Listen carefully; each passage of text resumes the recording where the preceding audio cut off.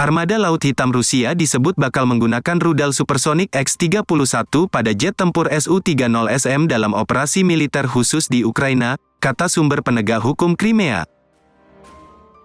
Armada Laut Hitam menggunakan peluru kendali X-31 yang dikenal di barat sebagai Krypton pada jet Su-30SM-nya, menurut sumber tersebut seperti melansir kantor berita TASS pada tanggal 11 Juli lalu, yang menggambarkan ini sangat efektif.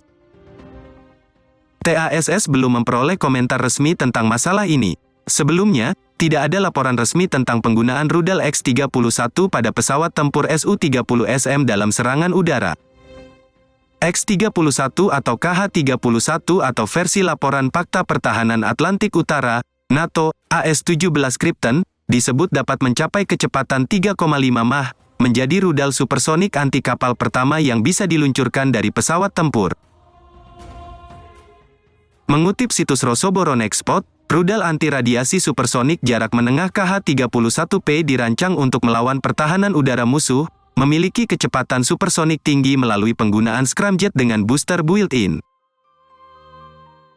Rudal ini dapat dibawa oleh semua lini jet tempur Sukhoi dan MiG Rusia. Bahkan dikabarkan Sukhoi Su-57 generasi kelima Rusia dapat membawa rudal ini dengan daya jelajah yang tinggi dan hulu ledak yang sangat mematikan. Sebelumnya, Rusia juga disebutkan pertama kali menggunakan rudal hipersonik Kinzhal dalam pertempuran di Ukraina. Rudal itu digunakan untuk menghancurkan gudang besar senjata di wilayah Ivano-Frankivsk Barat di Ukraina pada Maret lalu. Kantor berita Rusia Interfax memberitakan bahwa ini pertama kalinya Rusia mengerahkan sistem Kinzhal hipersonik sejak Moskow mengirim pasukannya ke Ukraina pada tanggal 24 Februari.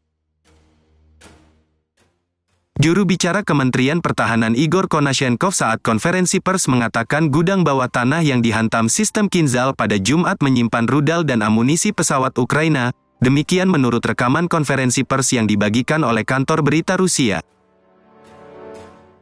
Tapi Reuters tidak dapat memverifikasi secara independen pernyataan Konashenkov mengenai serangan Maret lalu tersebut, sementara kantor Presiden Ukraina Volodymyr Zelensky tidak langsung menanggapi permintaan untuk berkomentar ketika itu.